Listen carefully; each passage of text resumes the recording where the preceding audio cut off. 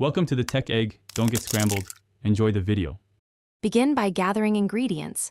115. 25-ounce cake mix, 2 large eggs, and 1/3 cup vegetable oil form the basic dough.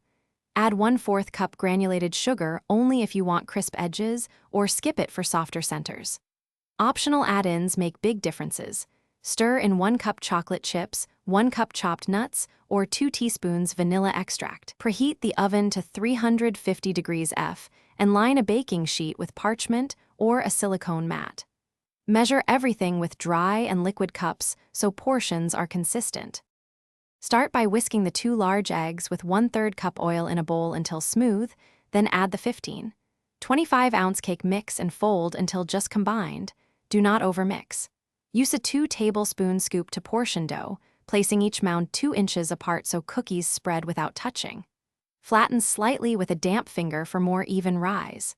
Bake at 350 degrees F for 8 to 11 minutes. Remove when edges are set and centers still look soft because residual heat finishes them.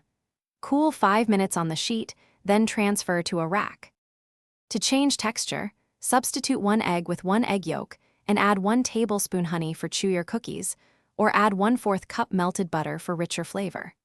Turn this recipe into bars by pressing the dough into a greased 9x 13-inch pan and baking at 325 degrees F for 15 to 20 minutes until set.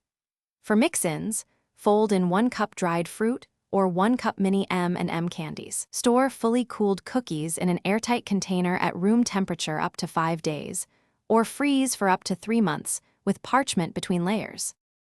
Thanks for watching. Consider subscribing if I helped unscramble your problems.